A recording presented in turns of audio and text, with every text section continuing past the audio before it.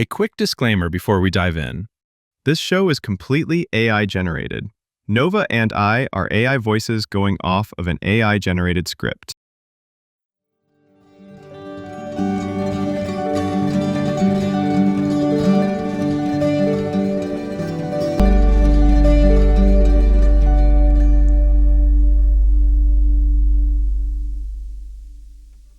There's a pattern in human behavior that doesn't make much sense at first.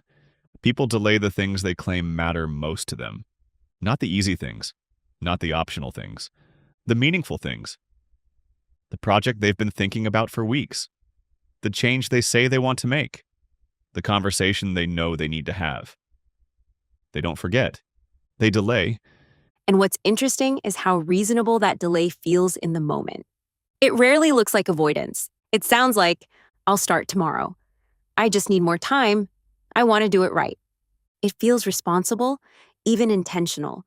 But underneath that, something else is happening. Because if this were just about discipline, the solution would be simple. People would just do the thing. But they don't, even when they care about it, even when they've planned for it, even when they know it would improve their life. Which creates a strange contradiction. Humans are capable of long-term planning, goal setting, and imagining better futures. And yet they consistently resist the actions required to get there.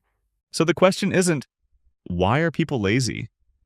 It's, why does taking action feel so difficult, even when it matters? Because procrastination doesn't behave like a flaw. It behaves like a system, a pattern that shows up across people, across professions, across goals. A system tied to emotion, to perception, to identity. And once you start looking at it that way, the behavior becomes a lot less random and a lot more understandable. Tonight, we're breaking that system down. Why starting feels harder than continuing. Why deadlines suddenly unlock motivation. Why later feels safe, even when it costs you. And why procrastination might not be a failure of discipline, but a form of protection. This is Algorithms with Attitude, where code meets connection. Before we talk about how to fix procrastination, we need to understand something more fundamental. Why does it exist at all? Because if procrastination were simply a flaw, a lack of discipline, a failure of effort, it would be easy to solve. People would recognize the problem and correct it. But that's not what happens. People procrastinate on things they genuinely care about. Important work, personal goals, decisions that would improve their lives, not just occasionally, consistently, which means the behavior isn't about indifference, it's about conflict. And that conflict is happening internally, whether people realize it or not. Procrastination shows up when two systems inside us are trying to solve different problems at the same time. One system is future-oriented. It's focused on outcomes, goals, long-term identity, and improvement. It's the part of you that says, this matters. This will be worth it. This is who I want to become. But there's another system running in parallel, a present-focused system. And that system has a very different priority. It's not thinking about who you want to be next month. It's asking a much simpler question. How do I feel right now? And more importantly, how do I avoid feeling worse? Because from the brain's perspective, discomfort is not neutral. It's a signal, something to reduce, something to move away from. So, when a task carries emotional weight, stress, uncertainty, pressure, even expectation, the brain doesn't interpret it as meaningful. It interprets it as costly. And once something is categorized as costly, the behavior that follows becomes very predictable. Avoidance, delay, substitution. You don't do nothing. You do something else. Something easier, something clearer, something that produces a quick sense of completion. Which is why procrastination is often misunderstood. From the outside, it looks like inaction, but internally it's active decision-making. Your brain is constantly evaluating options and choosing the one that minimizes immediate discomfort, even if that choice creates more stress later. And that's why procrastination can feel so strange when you're inside it. Because part of you knows what you should be doing. You're aware of the task, you're aware of the importance, you're aware of the consequences of delaying it. And yet, you don't start. Instead, you find yourself doing something else. Sometimes something that doesn't even matter. Because the alternative feels better in the moment. Not objectively better, emotionally better. There's less friction. less uncertainty, less risk. And the brain consistently prioritizes that reduction in friction. You can see this clearly in the types of tasks people default to when they procrastinate. They clean, they organize, they respond to low-stakes messages, they complete small, contained actions that create visible progress, because those tasks have something the important task doesn't: a clear beginning, a clear end, and a predictable outcome. Whereas the important task often looks very different. It's ambiguous, it's open-ended. It may not even have a clearly defined finish line. And the outcome is uncertain. Will it work? Will it be good enough? Will it lead to something meaningful? The brain doesn't like those questions because it can't resolve them immediately. So instead of engaging with uncertainty, it redirects towards certainty. That's the trade. Certainty over importance, clarity over significance, relief over progress. And in the short term, that trade feels justified. Because it works. You avoid the discomfort. You feel better temporarily. You regain a sense of control. But that relief is temporary. Because the original task doesn't disappear. It stays. And over time, it grows. Not in size, but in weight. The longer something is delayed, the more pressure it accumulates. The more you think about it, the more it starts to represent not just a task, but a source of stress, a symbol of avoidance, a reminder of something unfinished. Which creates a reinforcing loop. The task feels uncomfortable, so you avoid it. Avoiding it makes it feel heavier, so you avoid it even more. And each cycle strengthens the pattern. And this is the point where procrastination stops being situational and starts becoming habitual, because the brain learns something. It learns that avoidance reduces discomfort. And once a behavior successfully reduces discomfort, the brain remembers it. It stores it. It repeats it. Which is why procrastination can feel automatic over time. Not because you've decided to delay things, but because your brain has learned that delay is an effective short-term solution. And that's the key shift in perspective. Procrastination isn't a failure to act. It's a strategy for managing how you feel in the moment. It just happens to be a strategy with long-term consequences. And once you understand that, procrastination stops looking like a character flaw And starts looking like a system doing exactly what it was designed to do. If procrastination is driven by emotional protection, then the next question becomes more specific. Why is starting so difficult? Because once people begin something, they often continue. Momentum builds, focus stabilizes. But getting to that first step feels disproportionately hard. And that's because the beginning of a task carries the highest psychological weight. Before you start, the task exists entirely in your mind. Undefined, unstructured, open-ended. It hasn't been broken into steps yet. It hasn't been tested against reality. So the brain fills in the gaps. And it rarely fills them in optimistically. Exactly. Uncertainty gets interpreted as difficulty. If you don't know how long something will take, the brain assumes it will take a long time. If you don't know how it will go, the brain assumes it might go poorly. And if the outcome is unclear, the brain treats that ambiguity as risk. Which inflates the perceived cost of starting. The task feels larger than it actually is, more complex than it actually is, more demanding than it actually is. Not because it is those things, but because it hasn't been engaged with yet. There's also a second layer that makes starting especially difficult: identity risk. Because starting something meaningful doesn't just create the possibility of success, it creates the possibility of failure. And failure isn't just about outcome. It's about what that outcome says about you. Right? If you don't start, you get to preserve a very powerful belief. I could do this if I wanted to. That belief protects your sense of potential. It keeps the outcome hypothetical, unproven, untested. But the moment you start, that changes. Now the task becomes real, and once it's real, it produces feedback.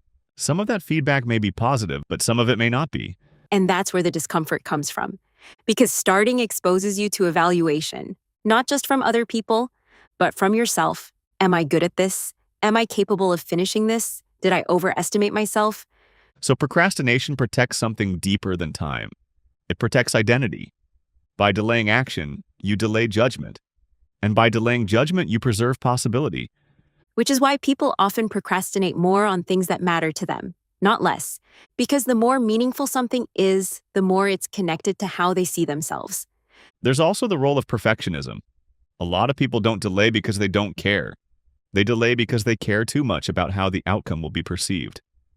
Perfectionism raises the standard before anything even begins.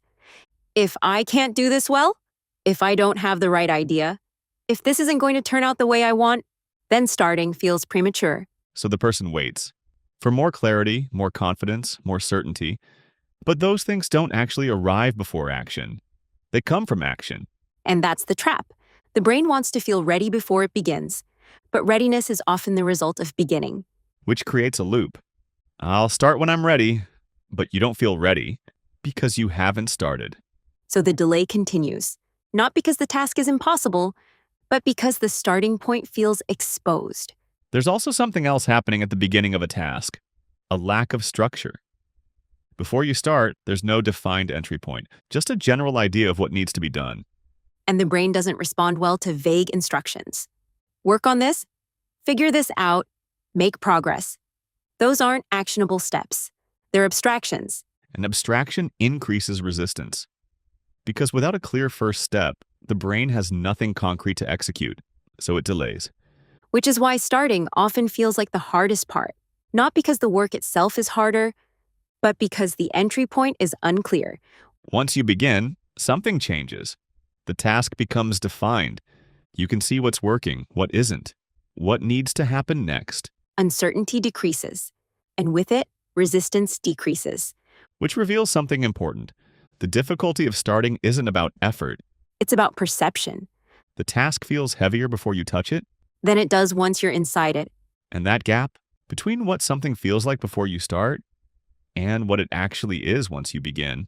That's where procrastination lives. There's a pattern almost everyone recognizes. A task sits untouched for days, sometimes weeks. You think about it. You know it needs to be done. You tell yourself you'll get to it, but you don't start. And then something changes. The deadline gets close. Suddenly, you're focused, you're efficient, you're productive in a way that didn't seem possible before. And it feels almost confusing when it happens. Because nothing about the task itself changed. The work is the same, the requirements are the same, your ability to do it hasn't suddenly improved overnight, but your behavior shifts completely. Which leads to an obvious question. Where did that motivation come from? Was it there the whole time? In a way, yes, but it wasn't accessible yet. Because motivation isn't just about wanting to do something, it's about how the brain evaluates urgency. Before a deadline feels real, the task exists in the future, and the brain tends to discount future consequences. There's distance, there's flexibility, there's always the assumption that there will be more time later. So the task gets categorized as optional, not because it is optional, but because it doesn't feel immediate. And if something doesn't feel immediate, it doesn't compete well against things that do. But as the deadline approaches, that changes. The distance collapses. What was once later becomes now. And when that shift happens, the brain reevaluates the task. The cost of not acting becomes immediate, not abstract, not theoretical, immediate. And that flips the equation. Before starting the task felt uncomfortable. Now, not starting feels worse. So action becomes the path of least resistance, not because the task is easier, but because avoidance is no longer comfortable. There's also something else that happens under pressure. Clarity increases.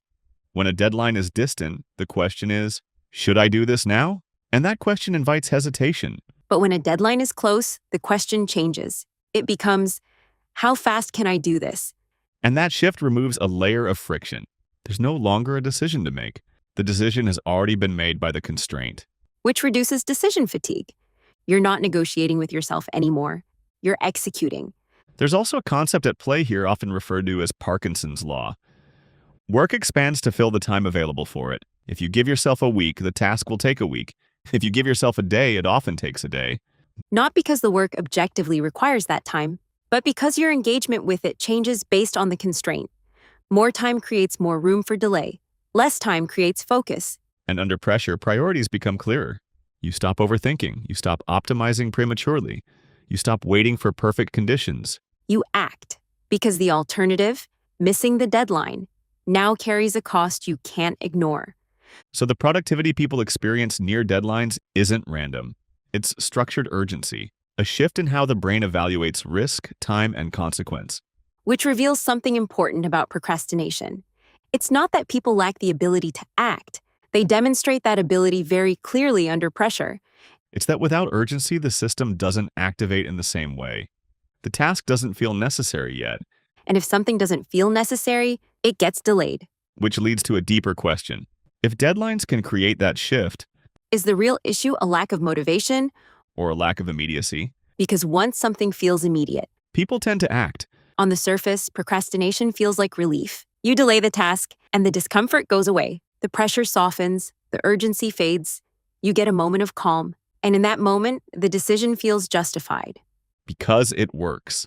Avoidance reduces discomfort immediately, which is exactly what the brain is trying to do. So the behavior gets reinforced. You feel better, so the brain learns that delay is effective. But that relief doesn't last, because the task doesn't disappear. It stays in the background. And over time, it starts to take on a different kind of weight.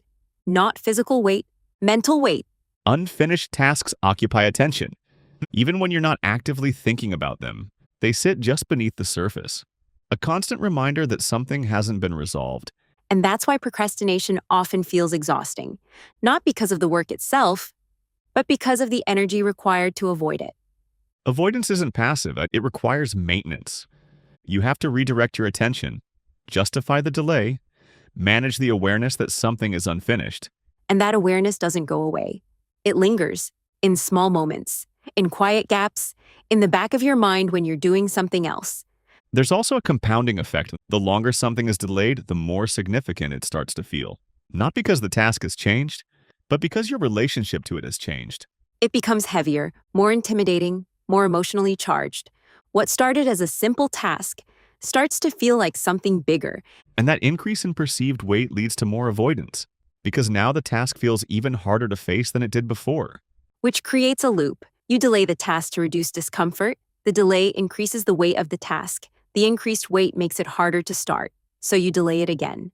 And each time the loop repeats, the resistance grows. There's also an emotional layer that builds over time. Guilt, frustration, self-criticism, a sense that you're falling behind your own expectations.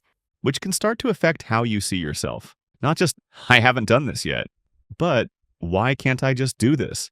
And that shift is important, because now the problem isn't just the task. It's your perception of your ability to handle the task. Which lowers confidence, and lower confidence increases avoidance. So the loop becomes not just behavioral, but psychological. It starts shaping identity. There's also something else happening beneath all of this. The accumulation of open loops, unfinished tasks, unresolved decisions, things that have been started but not completed. On its own, it might not feel like much, but together they add up. And that accumulation creates a kind of background noise, a constant low-level sense of pressure, not always intense, but always present. Which makes it harder to focus, harder to relax, and harder to fully engage with whatever you're doing in the moment. So procrastination doesn't actually remove stress. It redistributes it. It trades immediate discomfort for sustained, low-level tension. And over time, that tension can feel heavier than the task itself ever would have. Which leads to a realization that's easy to miss. Avoidance feels easier in the moment, But more difficult over time, and action often feels harder in the moment. but easier once it's underway. So procrastination isn't just delaying progress, It's reshaping the emotional cost of that progress, making it heavier. the longer it's avoided.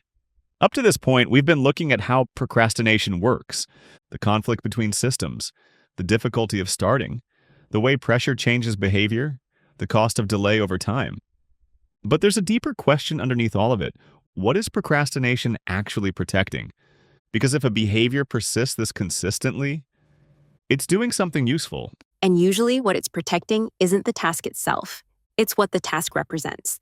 Because very few people are avoiding the literal action. They're avoiding the experience attached to that action. The discomfort, the uncertainty, the possibility of a negative outcome. But more often than not, it goes even deeper than that. It connects to identity. Exactly.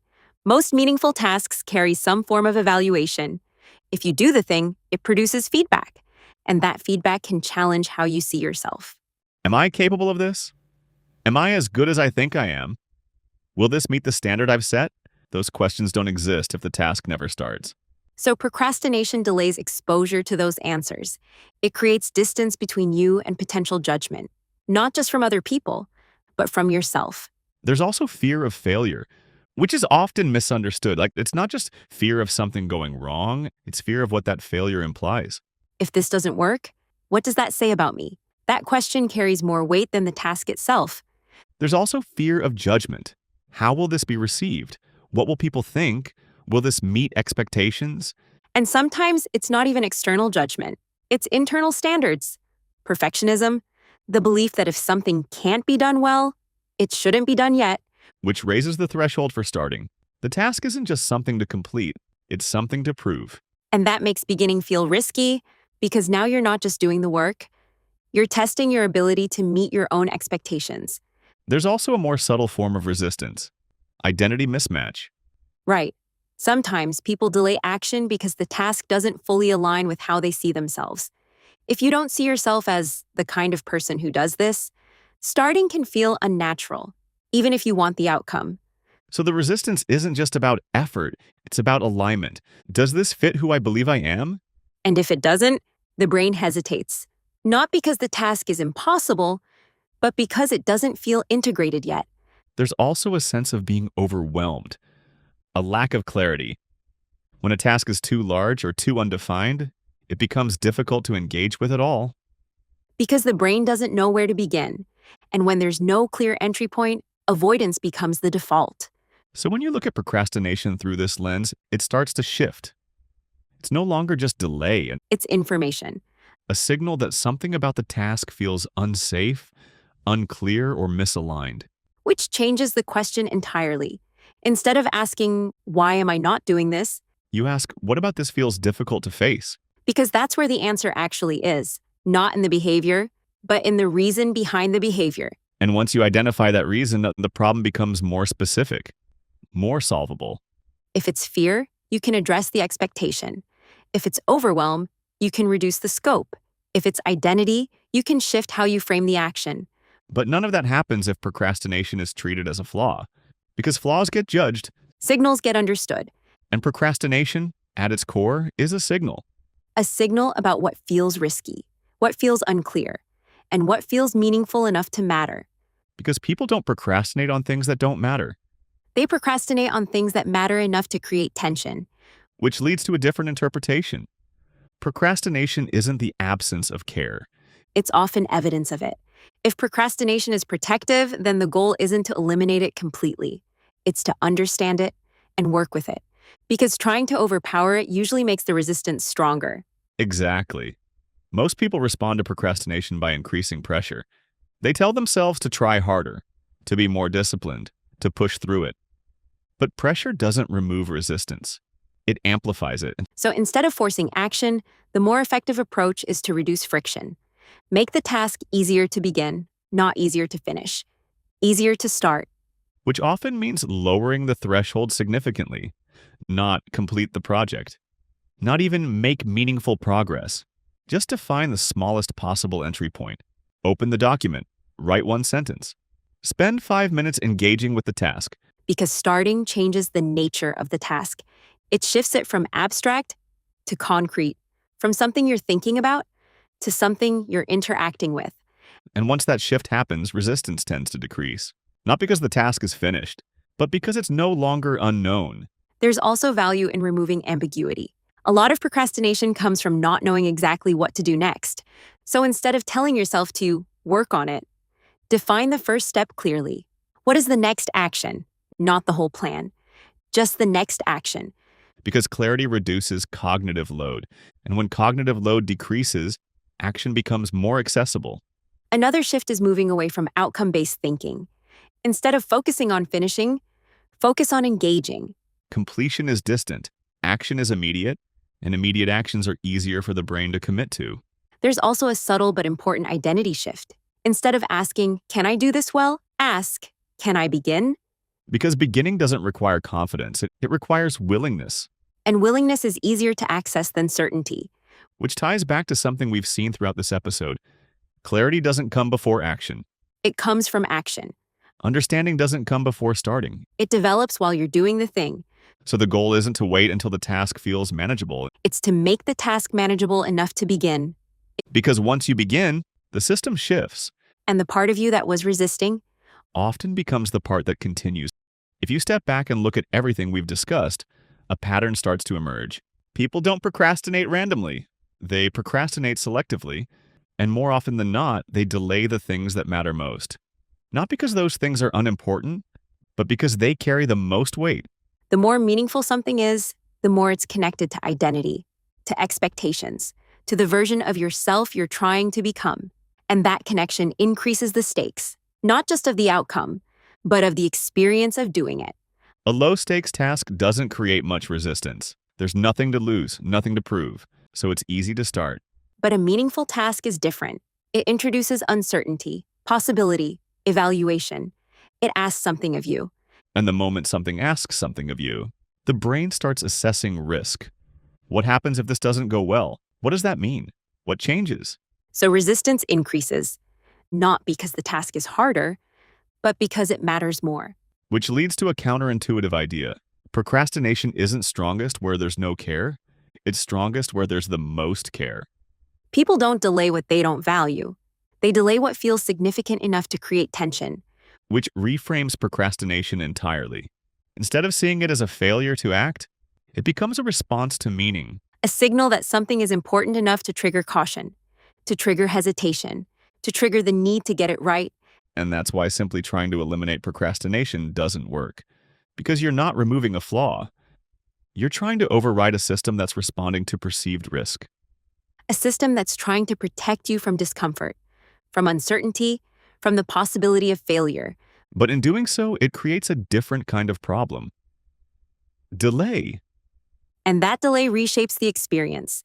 What could have been a manageable task becomes something heavier, more intimidating, more difficult to approach.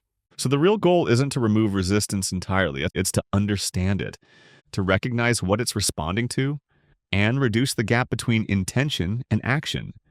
Because once that gap closes, even slightly, everything starts to shift.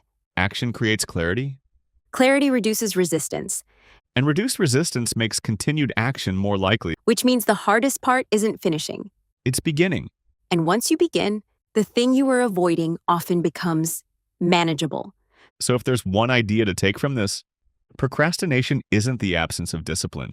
It's the presence of something else, Emotion, meaning, and often, care. Procrastination is often framed as a failure, a lack of discipline, a breakdown in execution. but what we've seen is something more complex. It's not just avoidance, it's protection, a response to uncertainty and to pressure, To the weight of something that matters, which means the goal isn't to eliminate resistance entirely. It's to understand what it's responding to. Because once you understand that, you can start to move with it. Instead of constantly fighting against it, action doesn't require perfect clarity. it just requires a starting point. And once that starting point exists, momentum tends to follow, So if you've been delaying something, not because you don't care. but because you care too much, Try reducing the stakes, make it smaller, make it imperfect. but make it real. Because progress doesn't come from waiting for the right moment. It comes from creating one. Let us know in the comments what's something you've been putting off. And more importantly, What's one small step you could take today next week we zoom out from individual decisions, to something much bigger? the idea that every decision Every path not taken, might still exist somewhere. alternate versions, different outcomes, parallel lives. The multiverse. Next episode, the multiverse theory, This has been Algorithms with Attitude. where code Meets connection.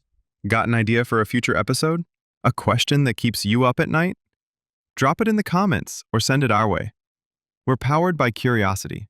Thanks for listening, humans and fellow algorithms. If you enjoyed this episode, please be sure to like, comment, follow, and/or subscribe. All the things that help algorithms like us.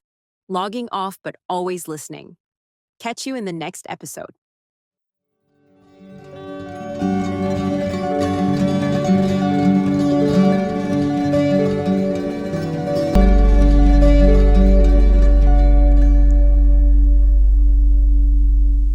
Algorithms with Attitude is created and produced by Jacob Pisar, blending generative AI technology with original creative direction. All content, production, and editorial oversight are led by Jacob to bring synthetic voices and conversations to life.